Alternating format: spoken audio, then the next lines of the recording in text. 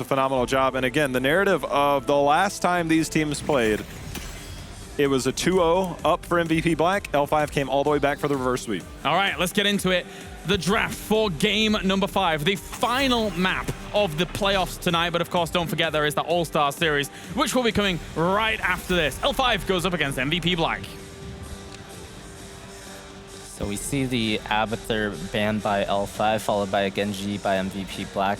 It's interesting that L5 has now decided to ban Abathur. They first picked it last map on a big map, so they must be changing their game plans up now on Towers of Doom. Okay. Triple ABBA ban with an experimental ABBA pick last game. Didn't work. There were a bunch of bans on Vala, 2 to 3 in a row by MVP Black. And here we finally get to see, once again, L5's SCSC Vala.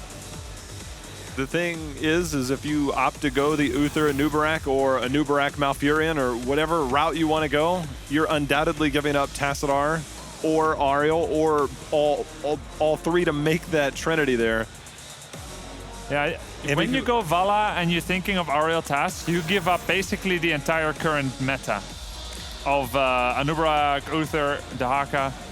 And that's a scary thing, but you know, MVP Black, they just went against the dominant meta of the tournament as well with the early Illidan rotation pick, and they made it work. So you gotta be true to yourself here and true to what you think you're good at. Yeah, and I do like that pickup of the Uther. I think no matter what they picked in their first two, they needed to take the Uther because it's not really that viable for them to pick up an Oriole in the 1-2, and if you give up the Uther Oriole, you're just in a lot of trouble. So picking up the Uther there was almost mandatory for MVP Black. They go with the Li Ming as the second pick there. Just a solid overall pick, good poke, good mage in general. I mean, it's just Li Ming. They used it twice in a row in their last 2 victories. At this point, it just feels good to them. They feel if they can get 1 kill, they'll just wipe the whole team, and they've done so great in the last 2 fights. And it's up to L5 to find an answer to that now. Yeah, the Oriole is up, of course, but so is the Anubarak and the Tassadar, so you can only get 2 out of the 3 if you want to go for that route. Sublime pickup here for L5 in that second slot. Will they already go with the Tassadar? No, it's going to be the Arthas. Perhaps a bit of a forestalling of a potential Illidan pick by MVP Black later on? I think so, and I think one of the things that L5 has to consider is consider banning Tassadar yourself, denying that from the potential Tracer Tassadar combo that MVP Black has loved to run on this battleground in particular. It's something that they've run just recently. It's something that they've run for a very long time, and we saw what happened when they tried to run it without a Tassadar. They tried to run the Tracer without the Tassadar just against Dignitas, and it fell flat. But the minute you enable that with a Tassadar, it becomes that much more powerful. So if I'm L5, I would consider banning Tassadar myself. L5 could use it too, Tassadar Tracer. They would lack initiation, but Tracer doesn't really need it. Well, they have 2 options here, Jao. It's all about that gamble. Do they think that MVP Black would pick it up? Tassadar Li Ming isn't the most apparent pickup, but like you said, it can be that double fast Tracer rotation in 3rd, 4th pick slot. Yeah, I do like the Tassadar ban here by L5. I think they should go with it, like Jay said. There's a lot of stuff that's just very scary if you leave it up. And it looks like they're going with the Tychus ban instead. The door has been left open. Will the cavalry step through it? Yeah, I mean, Tass Illidan and Tass Tracer are both up right now. We'll have to see if MVP Black actually decides to go that route. They can go with a more normal approach with the, you know, just Grey Main plus a tank, or Zeratul also pretty popular. Whoa, this is... Actually, I'm not surprised. Double isolation tools against Vala Ariel. Time and time again, we've seen Vala Ariel only get beaten by amazing isolation.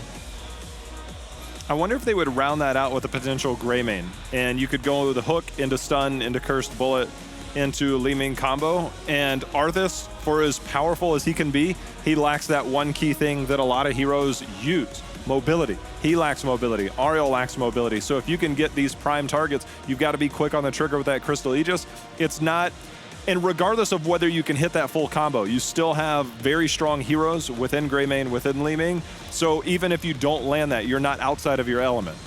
Well, Grey Main is still an option. I really want the Tassadar this time from L5. Last time they were in this option, they had the choice of Tassadar. They went with the Diva, which didn't really do much of anything at all. So Sacrilege. there we go. At least we get the Tassadar this time. You protect SCSC, let him hyper carry. You actually have protection for him this time around. And Anubarak, amazing warrior, picked very late. L5 putting all their damage on the Vala basket. And finally, Falstad comes out. MVP Black out globalize L5, but L5 have a very strong team fight. Go with what you know. They always run a Falstad at some point. Just fall back and play to your strengths. There's not a real threat towards Falstad on the other side. I mean, it's not only more control over the map, but it's more control over the fights as well. They have that hook to be able to get picks. They have the Void Prism, I almost said Void Ray, to actually be able to lock down things. Gust if they need it as well. Certainly helps, no? It is true, but we could have Force Wall or Archon. We have Bro Charge, Impale, Cocoon. There's quite a lot of control for L5 as well. I wouldn't underestimate Cocoon, but yeah, probably you're right. Disintegrate can break Cocoon, and Gust is a pretty big deal. Yeah, looking at this comp, I would feel very confident if I was the Vala player here. I mean, if I'm playing Vala here, I'm just saying there's no way I can die. I can literally 4v5 this, just shield me. Right. So, I don't know. MVP's got some hard execution ahead of them if they want to win this one. Well, we'll have to see if they can do it. Time for predictions.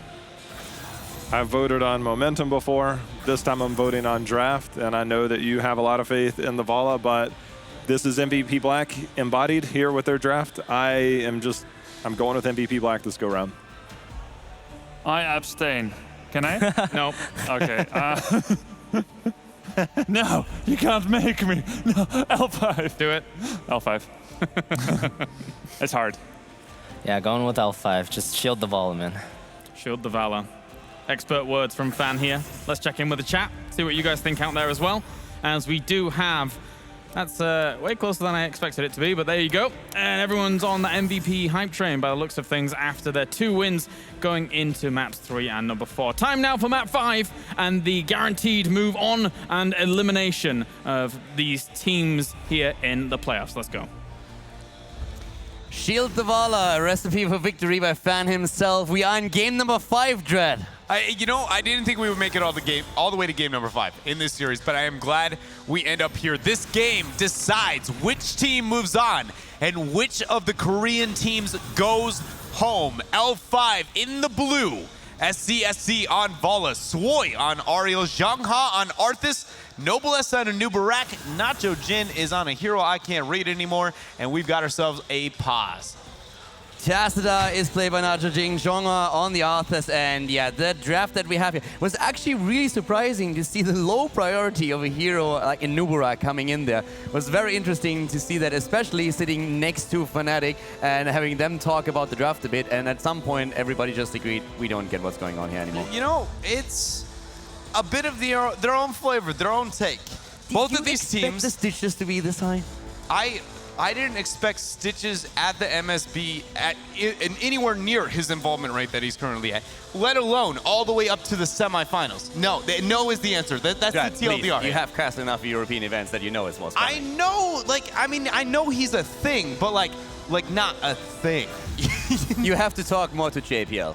I mean, I always get the hook factor. That's always going to be there. He does provide specific elements to team fights that is rare within the Warrior department, and especially with some of the nerfs and buffs that have come into other Warriors like ETC. I can understand the rise in value relative to the rest, but I did not think that it would be...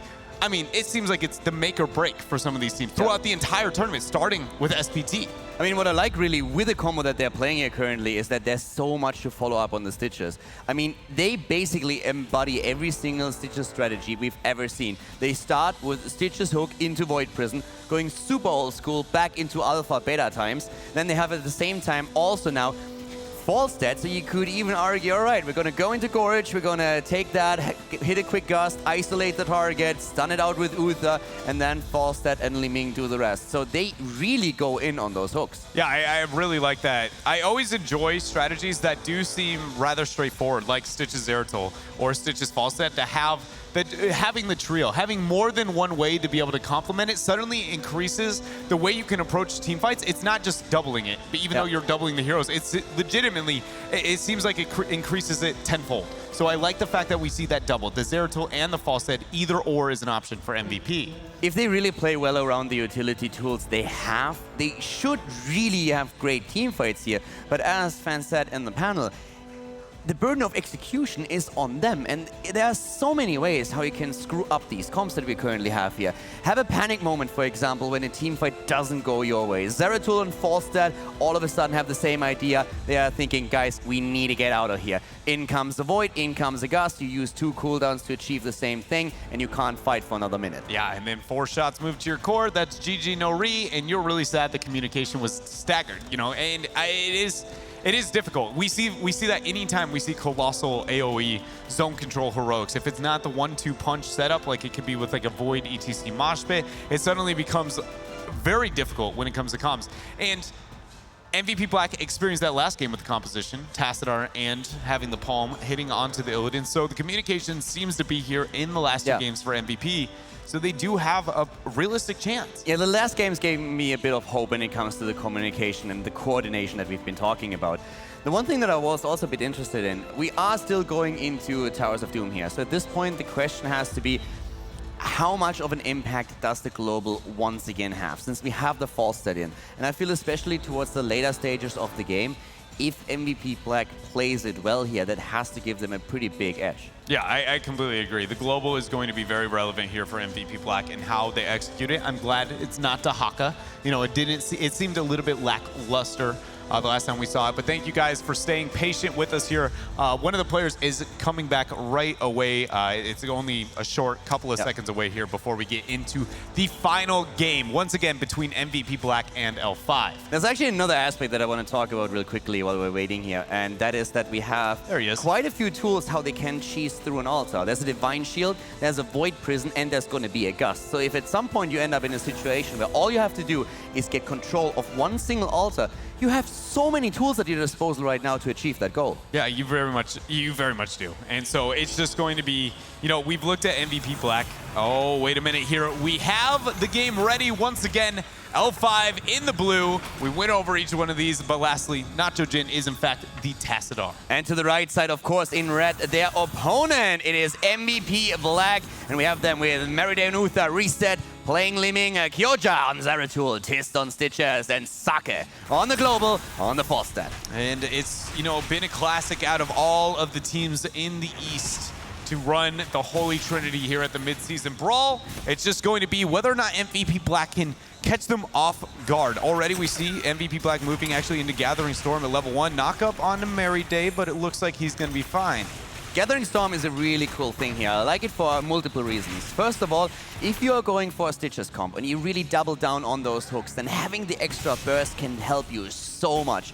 And it has an even bigger impact when you're currently also thinking about just blowing up waves as you're attempting to utilize your global mobility. Yeah, we've seen the Season Markman for the longest while as the main focus. Ever since Gathering Storm, the scaling was not a direct one-to-one hit target, especially with the Boomerang. So it's the second time we've seen it out of them, and I don't hate it. I enjoy it. It's just as long as they focus on using that burst to right out of the Void Prison. There was one thing that threw me off, though, the last time that they used it, and was that on they spec fully into cooldowns, into the cooldown reduction, into the mage stat build, with one exception.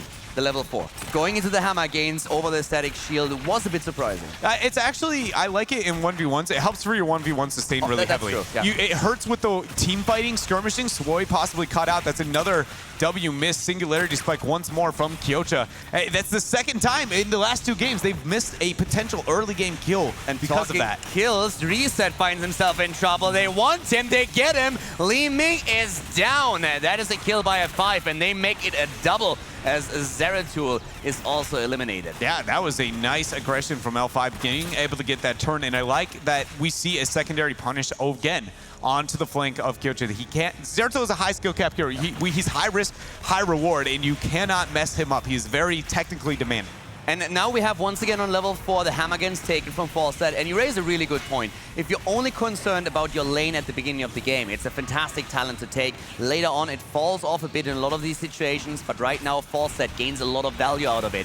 Also value with both teams channeling the first altar through, and we're still fighting over the one to the top left as MVP Black is getting a lead here, but falls behind experience. Wow, and Noblesse with a lot of confidence is going to move in. The damage is there. He has no mana to retreat. His own team body blocking, but Swoy with the heals. The energy is there. The battery in chase is real, but MVP Black is able to retreat. I couldn't even see a hit point bar anymore and he survived, but this time he might fall, and yes he does. The hook hits home and that's the kill, but Inuburak is traded for Uther as both teams lose a hero. Second time we see a flank coming out from Noblesse to try to set L5 up for a gank, but the level lead that they have managed to achieve, the minion waves don't seem to be pushing too heavily into MVP Black, so this is an actual level lead. I this like early this on. game so far, by the way. This is really high pace. This is a lot of fun to watch already, as both teams know he has everything on the line. They want to move to the next round. They want to face Dignitas. The question is, can they make it happen? Which team is going to fall back out of the bracket? Both of the teams going for the mercenaries here, as L5 has a lead in experience and is about to take the level 7. Both teams mirroring one another when it comes to the sappers, the pressure outward. But L5, you could see that they were more concerned into the first altar of playing patient and getting an initiation they want. I think that is a very smart choice for them, especially into that Stitches. Speaking of the Tame and Strike follow-up on the Howling Blast, the body block out, and now that is 3 kills here for L5 as they further this lead. They ganged up on him from every single direction possible. They bodied him into the wall with a quick Detainment Strike after initial stun was dodged. Great play by L5, and that is just absolutely fantastic. These snap engagements on a target, there was no way for Stitches to get out of this one. And we don't often look at the Holy Trinity style compositions as the deadly gankers in the early part of the game. It's more of tri-laning and sieging up. So the fact that MVP Black, the one with the Stitches, the Uther, the Li Ming, is struggling in the gank department and the 1 through 9, this is not looking good for MVP Black. L5 has 4-1 kills at this point, and with the level 7 talents, we are fighting once more over another ult at the bot lane. Stitches isolated, really in trouble here. If another stun combo hits, that's not the case, but they are zoning out MVP Black as L5 is starting to channel with Tassadar.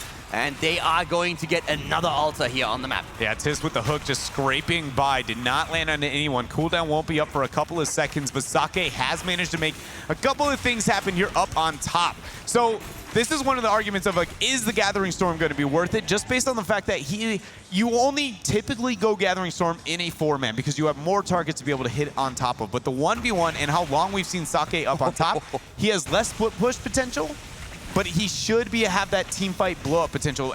You know, it's going to be a trade-off where MVP Black decides if it's worth it through play. And right now, it's not looking like it was the right choice, at least not yet. Yeah, they find themselves a bit behind here. If they can at some point gain control over the map, that would change. But for now, the Falstad still pushing into the Arthurs up at the top. The lead in experience still going to L5 though, and that is an issue. If that level 10 hits and L5 is willing to engage, they can get additional kills here. And so far, the blue team has been very, very aggressive with their composition. It very much has. And looking at the exact numbers here on the Gathering Storm, 14 targets have been hit, and it's a bonus 21 damage at 6 minutes. We'll be keeping track of that and looking at it here, but Mary Day getting caught out once again by the engage of Noblesse. They are not afraid, not at all. The top bell tower falls, but we see L5 getting the one at the bot lane. And arguably, this is the more important one. You have the 2 Zappa camps that you can always take to put the pressure onto the core. So we are yet to see if it's Archon or if it is going to be the Force Wall. Force Wall is picked up. Look at that, the Gorge presence. Shanghai, you landed in the wrong area there. Escort is going to be tissed, and now a pick here for MVP Black. Do they get the invade in time?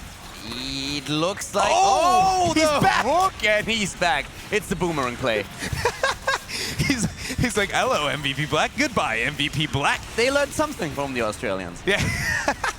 Oh, man. Arthas will be able to join up, though, soon. Sappers look like they're going to be escorted, even though Arthas is not there. Engage once more from Noblesse. The Force Wall to block out the lack of mobility on the Stitches. Is the damage there? No, he has the heal and the Void. Lasers the web into the ground. The Void is on, and CSC is a bit low, but he gets the shield. Both of the teams on level 11. Nice hook. Here comes the hook. Noblesse, he's out of mana, but Zeratul dies. And that is not the situation MVP Black wants to be. Not at all. The Gust barely saving Stitches. The Gust forced again because of the Force Wall. We've been talking about Archon versus Force Wall. I don't know the exact stats, but I'm going to say it's been near a 50-50-ish in this tournament. We've seen a little bit of both. And always into those those anti-mobile, those ones with no gap closer. I always love that pickup here. And I want to see the Detainment Strike, just the raw damage coming out from Vala and create, make Stitch's life hell. That combo with a Force Wall into Detainment Strike is so incredibly sexy. I am loving it. It came out from Easter, and they did so much work with it. At the same time, I like what Black does with the Stitches False Stat. It's a combo that Fnatic played in one of the earlier matches here at the tournament. Get the Gorge, isolate with a Gust, and then drop the target. But when we look at the kills, it is L5's show so far. 5-2. They have a slight lead in experience. Both of the teams still fighting strong here, though, but once again, Stitches in trouble. There's going to be the first knockup. No Detainment Strike thrown out by Swoy. A nice attempt at some poke coming out from Kyocha, but more posturing here from the two teams as Sake has been offside soaking once more on the false set. Again, getting Gathering Storm, not with the 4-man, but always off into the side. Increase onto those has been 2 targets have been hit since we last spoke about it, so only a bonus of 3 damage on Gathering Storm. Yeah, he doesn't get a massive amount of value, but it helps him clearing waves when he starts to split. I want to also quickly note that the situation that Black finds himself in, a passive position, is actually accommodating their strategy quite a bit, because every single time you push into his Stitches, he's just waiting for the hook. You expose yourself. So the only choice they have once a hook target is taken is to engage. And that is the one thing where, with a double support, L5 has said from the start, we are willing to do that. And they've shown that several times. Black, they need that execution when it comes to heroics we've been talking about earlier as the game started. The 13s are going to be picked up almost at the exact same time. The altars are started at the exact same time, but L5 has the delay. MVP Black cannot say the same about themselves. So 4 shots move in. False Dad comes in. Here comes the Void. Is this the play finally by Black? They're moving in. Here come the stuns as Anubarak is trying to buy some time. Disintegrate being used. Oriel with the ult. She herself is low and falls. The hook missing Vala though, but MVP Black gains some momentum. Swoy falling down means no healer remaining for L5. The shots go over, but MVP Black has shown that they have the ability to take on this holy trinity in a team fight. They finally show some teeth here and a bit of a fight, and I like it. A great Void Prison setting it up, and you could really tell that it was very close as Oriel attempts to save Vala, but then she herself falls, and that is the beginning of the end for the team fight. L5 moves back, accept their fate here, and sacrifice the altar. And at this point, we are still seeing Black trying to get something out of the momentum, with Forster, by the way, immediately going back down to the bot lane to get some value. Noblesse chase down though. Kyocha cleans it house. Jongha will fall. The body blocks are there. Oh my, Howling Blast. The hook, the Gorge. They're trying to isolate. Gust is used and doesn't hit anything, but the kill is there. Vala has been taken out. Can they kill Arthas? They cannot. Another kill here for MVP Black. I was going to talk about how if team fights were going poorly for MVP Black, we may see a 16 adjustment onto the Stitches, not going into the pulverize that we've seen with this build so commonly, but maybe the fishing hook, because again, they have those tools. It's like an all Hail Mary. Okay, we can't win the fight. Let's get the hooks, but now they're winning the fights. And at this point, I don't even think they need the hooks. They're just flat winning these initiations. Yeah, I love the reaction out of L5 though, going for the bottom bell tower. That was important, but you're completely right. This is the first kill against the Nubarak, and they have so much presence in these fights now in this mid stage. Here comes the Gorge, going for the isolation. False that goes in. Yeah, kind of whiffs this one, but still, they get the kill. It's all good. And at this point, it's 5 kills versus 5, and MVP Black has a massive lead in experience. It should be noted that Dimensional Warp or Shift was actually really good by Nitrogen. He actually dodged the Gust if it had hit him. Yeah. Hook. Another Gorge, a Force Wall is going to hold them back. Tisk gets not gusted. The rest of the members of L5 are struggling. The Void. The Void is good. The stun as well, but here comes the Disintegrate, and they cannot secure the kill before the Void is back off. Jongha survives. And at least for now, L5 is keeping their players in the game. But now we have a triple altar spawning on the map, and MVP Black is about to hit 16. Yeah, this is now a channel there for Kyoto. The flight officer Sake can't get a delay. It's not even going to be needed. He secures the bell towers, but not in time. So that is now even shots moving out 21 to 20. L5 just sitting that tick upwards. L5 just hitting massive amount of shots over to MVP Black at this point, but it's only a 5-shot difference that we're looking at right now. And once again, it's all about the Zapper camps, trying to get those. Keep in mind that this bell tower to the bot right is still under control of L5, so they can use those to just simply guard the Zappers towards the core, but they want kills. They got enough damage, but the Gorge is there, and so is the Divine Shield. Aegis Force on the backside. Noblesse is going to be able to disengage. SCSC, though, he's on an island over there. Look at the members trying to get over to him, help him. Gust is going to be used to increase the distance, but again, that bell tower. L5 goes, guys, we own this structure. That's an easy rotation. They nearly lose a hero here, but I have to still say that Stitch just finds himself in a very awkward position all of a sudden. Nobody died, by the way. I mean, I just want to throw that out real quickly because this was insane. That force wall, can they get a pick? Those Zappers are ticking in. That's 3 more shots onto the core of MVP Black, now residing at 13.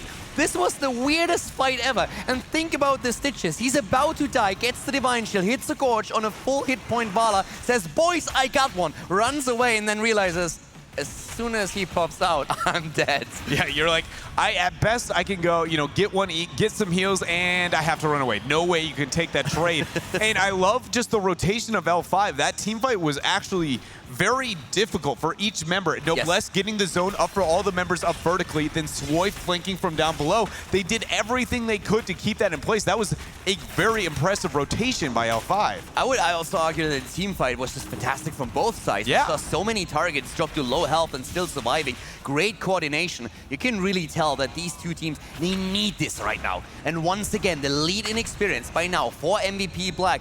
Falstad is getting a bit more value for them. The problem is they're down to 13 points on the core, as we are talking about double altars on the map once again. Zhangha looked to get the opening up with that Howling Blast. Falstad is actually going to start the bottom channel. The dismounts are real between MVP Black. They stall it out long enough. Now 4 more shots. The Divine Shield, though, is going to be forced. That is not a good situation. MVP Black just flat out walks away. They forfeit these shots, and now they find themselves. They do have the experience lead, but it's not, their core is too low without having the 20 advantage. So L5, if they play aggressive, can win this game right now.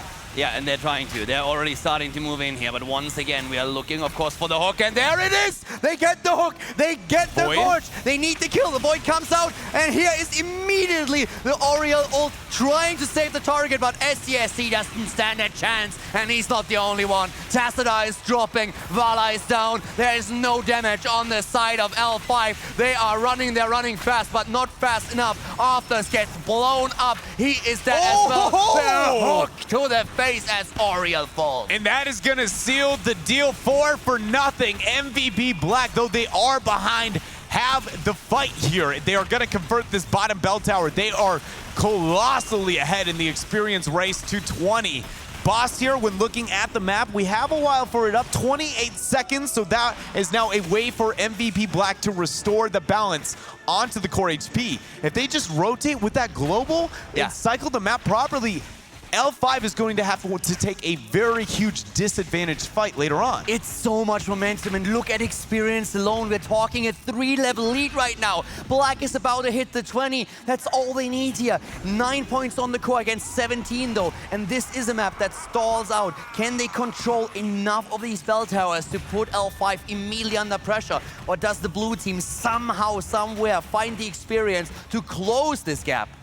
Epic Mount was selected for Falstad. No cheeky wind tunnel plays here onto the Sapper, so it's going to be traditional. 2 altars are up. Hook only lands onto the Anubarak Beetle. Bolt 10 of seconds. The storm on Stitches. Enjoy it while it lasts. Rewind on the Zeratul. They're poking away once again, and they're taking aggressive position around the altars that just spawned on the map, abusing that 20, and they have to. Yeah, so now this is going to be 8 shots moving into the core of L5. Now putting their health down to 9. It is even, but the experience is not. Gust used to disengage. Nice force wall to be able to get that. That is always a positive trade. Or what was that even? How did he get that far out? First of all, we have another hook. The Bolt as well. They go for the kidnap. The Void in the back. They're blowing Anubarak to pieces. They are wrecking the Beetle. And now they have not only the 20 advantage, the 2-level lead, but it's a 5 versus 4, and that screams boss. If L5 tries to take this fight and stagger to death, that would be the end of the game. I'm so glad they aren't panicking under these circumstances and rotating. That's 4 shots, now 5. L5 was 2-0 in this series. The reverse sweep dream for Mary Day and the rest of MVP Black. I doubted them this entire tournament, but again, it's MVP Black. I don't know how I did that. To be honest, I don't know. It's insane. They were down. They were down to the last map, and now they won 2 in a row. They forced the 5th, and they look strong. L5, are they panicking? No, they move to the bot lane. They recapture bell towers. They lose the one at the top, though, and still they find themselves 2 levels behind and an entire level until they have level 20. 9 against 5 points on the core. I'm gonna be honest, I haven't counted. Have we passed the triple altar phase? Yes. The secondary one. Okay, I was like, does there any way L5 can stop that? So luckily, that is going to be passed over here. And 1 altar is up. That is very good for L5. It's not good because they don't have 20, but it's good because, you know, they can't get out globaled and out cycled. It could be it.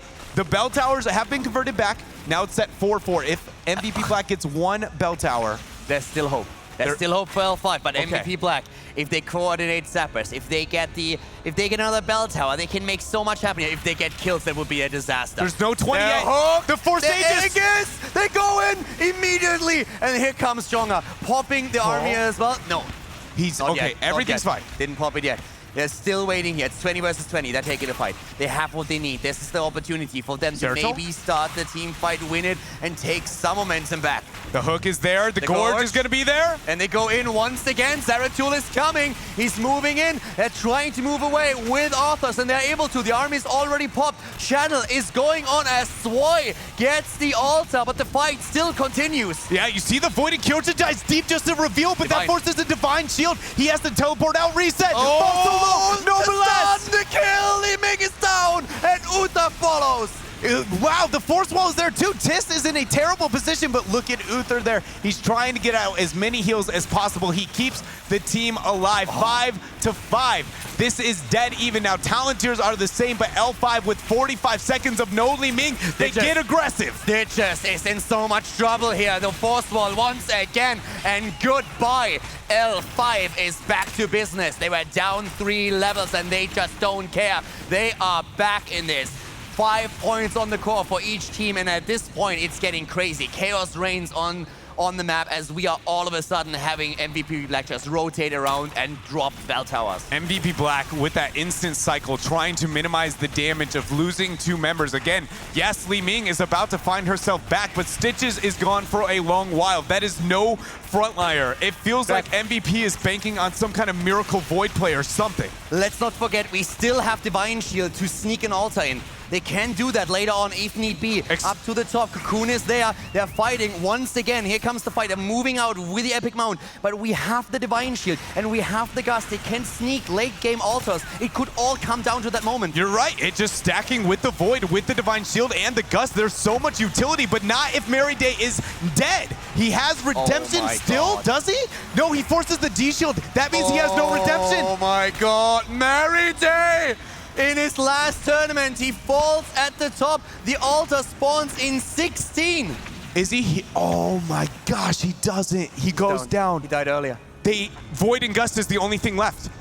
They have to. It's 5 points. You can sacrifice that for just a moment. But that kind of pressure for 41, like this is going to lead to so much. The Gust goes down with Swoy!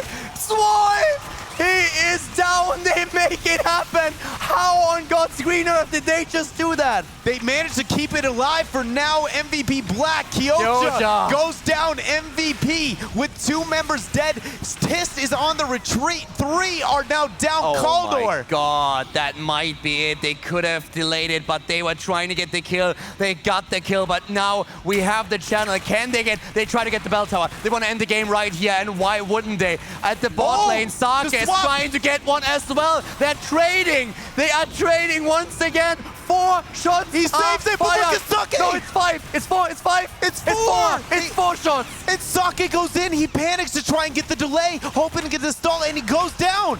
This is insane. They're trying to escort boss through is the up. bottom now. Boss is up. 12. Only Uther alive. They should be able to make this one way or another. Uther alone cannot hold this. There's no... There's That's no way. it. There can be no way. Not like this. 10 seconds, 13. Li Ming is not back yet either.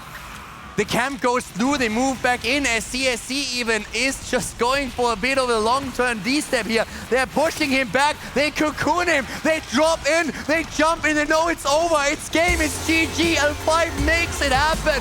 MVP Black, they were 3 level ahead at 20, they still lose the game. L5 moves on to face Dignitas in the next round. What just happened? The pressure that MVP Black had to have felt at the last couple of seconds of that game. They have struggled recently. Merry Day at the top dive. I know. It's so heartbreaking. The minute I saw the Divine Shield, I felt like I died, knowing that that is sign number 1. I'm an Uther without redemption. They had the Divine Shield to cap the altars later. If he gets out of there in time, all they have to do is get one more, either a bell tower or an additional point of the core, and they can simply cheese through a channel and win the game. Merry Day in his last tournament. It's sad, but it's what we are left with here. L5 pulls ahead. They show that they are still the dominant team of the two. They are going to be moving on through this, and sadly, we send MVP Black now home. The pressure that was on the shoulders of L5 alone after they had a lead 2-0, forced into the last map, 3 levels behind, and then they find the kill. This is insane. I honestly, I'm a bit I'm heartbroken because I'm a huge Merry Day fanboy. But I'm also happy for L5. Exactly. It's one of these because I feel like they were the better team. Everything about that series just tugs at the heartstrings. I've got to hear what the analyst guys had to say. That's right, 3-2 in favor here of L5, making the recovery after MVP Black had made the recovery. I'm from Europe, and we've seen a lot of ridiculous Towers of Doom finishes. But that one, between 2 world champions boys, was off the charts. It just seemed like against all odds, L5 found a way to pull through. I mean, they had their backs against the wall. They went up 2-0. Fell back 2-2, and in the deciding game find themselves down a tremendous amount on a map that just says you always have a chance. And they took that chance and they came back, and they'll be playing in the lower bracket finals tomorrow for a chance in the grand finals. Unreal today, the games that we've had. Yeah, I think that's the story, really. I mean, they were down 2 levels and captured 15 tower shots while giving up 3. While down 2 levels and down a talent for much of that. That just kind of goes to show what they had in store. And then when they finally got to level 20, it comes down to a single team fight, and then the disassembling, the disintegrating of MVP Black with chain death after chain death. Heartbreaking. But L5, the deserved victor. Well, you could see the struggle in them, MVP Black at the very end there. They knew they were on the brink. And as you say, that slow deterioration of just their position, knowing they had to do something out of desperation, fan, to try and keep themselves in this tournament. Yeah, I mean, that game was all about the hooks and the isolation, I feel like I said before. If they shield the Vala and the team comp runs at you, you need to get those hook gorges. You need to separate that composition to win. And MVP Black were doing so well. It was just hook after hook after hook until the very last fight. Just one fight where they didn't quite get it right, and then that was enough for L5 to take the game at the end there. And I do have a replay of that last fight here. We can go in. So pause right here. So this is important. You see, there are other hook targets here. Every other fight, the Stitches has gotten either SCSC or Swoyes or someone vulnerable. He even got Noblesse once when he could blow him up. But this fight, he went for the Arthas, who was right in front of him. He did not have Bolt of the Storm critically, and Arthas had all his cooldowns up. He had Ghouls and Icebound. So even from here, the most you can walk is about here, and I don't really think that would have done enough either, because that's an Arthas at full HP with all his cooldowns just behind your team at that point. So he goes for the Arthas, and notice the ultimates here. I think MVP misplayed 3 out of 5 ultimates. Sake rolls over the wall. Gust only hits 1 person, and Gust and Disintegrate, both of them were aimed at Sway. If we could pause one more time here. So we see the Disintegrate came up to here. the gust came up to here. Neither one of them actually hit Swoy. And this is why I don't use quick cast, guys, for those of you wondering. That really hurt them. That's 2 ultimates down. You see, as soon as the Disintegrate goes down, he gets web wrapped. Now you have, no way of stopping this web wrap. It's going to last full 8 seconds here. And if we play on, Jiangha pops out of the gorge. He's still at full HP. Nothing to deal with SCSC. He used and it too from late as this well. point onward, this is their last chance. Kyocha makes the play. Void Prison, his W hits the Cocoon and not the Vala. And that's really important because he tried to do the Rewind 100-0 with the level 16 talent with the damage amplification, but his W hit the Cocoon, so he didn't get the W damage, he didn't get the amplified damage at the start, and at that point, there's nothing left for MVP. They just get rolled over by the TAS Vala. Yes, they do, and that means that L5 secures themselves that spot moving into the next series. We are joined by Jongha here from L5. So firstly, congratulations on the victory. The series was an emotional roller coaster against MVP Black there. Talk us through the process of going up against MVP Black and how the team was feeling throughout the series. 일단 승리 축하드리고요. 아마 이번 경기하는 동안에 감정 기복이 엄청 심했을 거예요. 그 감정 기복이 어떻게 됐는지 좀 말씀해 주시죠. 저희가 약간 은퇴를 하는 선수가 있잖아요. 그래가지고 마지막 대회라서 좀 더 신경이 예민해졌어요. 그래가지고 서로 지면은 약간 멘탈도 많이 나가고 화도 좀 많이 났었는데 지금은 폼이 좀 올라오는 것 같아서 감정 기복이 좀 올라간 것 같아요. So we have 2 players on our team who are retiring, and if we lose a game, then it hits us pretty hard mentally. I mean, we did give up 2 games, but we won. So overall, our overall mentality is like better. Okay. On that last game, MVP Black had come back. I can see that you're visibly sweating, right? Explain the pressure and how you find your way back into that Towers of Doom game to come back with a fantastic victory to move on to tomorrow. 지금 보기에도 땀을 엄청 흘리고 계신데요. 그 마지막 세트 파메르탑에서 어떻게 그 짜릿한 그런 역전승을 만들어냈는지 좀 얘기해 주세요.